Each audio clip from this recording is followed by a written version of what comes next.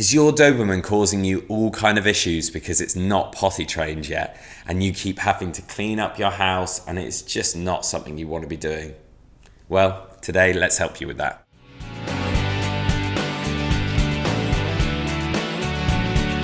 Welcome back to the Fenrir Doberman Show. My name's Joe and I'm a certified canine leader here at FenrirCanineLeaders.com. We are dedicated to helping you learn everything you could possibly want to know about the beautiful Doberman and then how to become a high-level canine leader so you can raise your very own Doberman pup. If you're new here, don't forget to subscribe and turn on that notification bell so you never miss a future upload right here.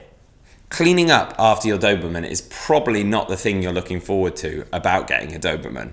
But having them potty trained is so key because you don't want to be finding that kind of mess inside your house. So today we're going to be tuning in to a webinar that the CEO and founder of FenrirCanineLeaders.com, Will, has recorded all about potty training your dog. So then guys, welcome back to this quick fire webinar about potty training. Now potty training is one of those things that obviously every single dog owner, especially if you're starting with a young puppy, absolutely has to go through. Now we put that as part of our manners process. If you've seen our Perfect Puppy course, you might know that we break everything down into manners, socialization and obedience. And for me, potty training is one of the first really easy wins that an owner can get within the realm of manners. And it's one of those things that I think far too many people overcomplicate, and it's one of those things that it's just about keeping it simple. Break it down, plan, keep it simple. What I like about toilet training is it's one of those things that we can, and I'm going to break down how I go about teaching clients to do it, or how about go when I'm helping people get into the profession, how I think they should go about doing it. And you'll know that I always talk about that we have a micro behavior, a micro issue that we're trying to solve, or a micro trick that we're trying to teach. Excellent, we can narrow down on that micro issue, but is there an opportunity to teach things on a higher macro level? And I think that potty training is one of the first examples of this.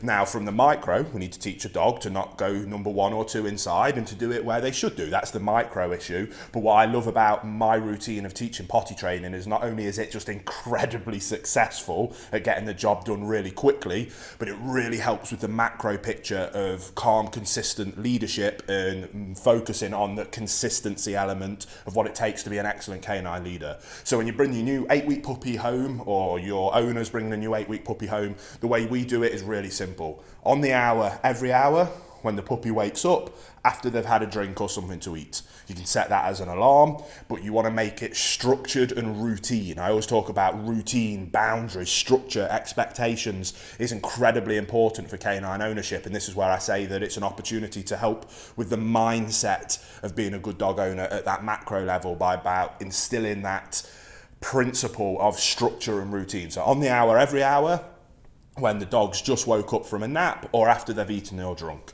take them out to their designated place. When they go number 1 or number 2, praise, positive reinforcement. It really is simple. If you do that every single time, you will make sure that your dog never has an accident in the house. They will very, very quickly learn where they're supposed to go, and that it's one of the world's most incredible things when they do that. That is how so many of the owners that follow our programs are able to raise a puppy with having 0 potty incidents in the home. But it's just about discipline, routine and structure, but keep it simple. Hey guys, sorry to very quickly interrupt this video, but I just wanted to let you know that we've got a completely brand new quiz over on FenrirCanineLeaders.com all about the best German guard dog breed for you. It's completely free, so whether you're thinking about getting a German guard dog breed and you can't decide which one might be for you, or just out of a bit of fun or curiosity you want to go and check out that quiz and see which breed that I think would be the best fit for you. So again, there'll be a link down in the description box below. We've got a few quizzes and we're bringing out new quizzes all the time. They're completely free, they're fun, as well as hopefully educational, and will help me help you pick the perfect breed for you. One thing that we then go on about that is it's a good opportunity to teach our owners that if the dog makes a mistake, it was the owner's fault, not the dog's fault. They missed a cue, they weren't being observant enough, they weren't being disciplined, routined or structured enough. They missed something, so that it's their fault, not the dog's fault. So rather than getting angry and punishing the dog, they need to clean it up as calmly as possible, remove the scent, because if we leave any of the smell down, canine psychology, they like to go on the same thing, so if they can smell it, they'll do it again. So we clean it really thoroughly, make sure we remove any scent, And then we go back to basics: regiment, discipline, routine. Then as the dog gets older, you don't have to go on the hour, you can go on every other hour. And as you start to learn the dog's habits and routines, and you're feeding them at the same time every time, and you're not leaving the food down, which you should never do anyway, the dog will start to have a routine in terms of when they go number one and when they go number two. And you can start planning and structuring around that routine,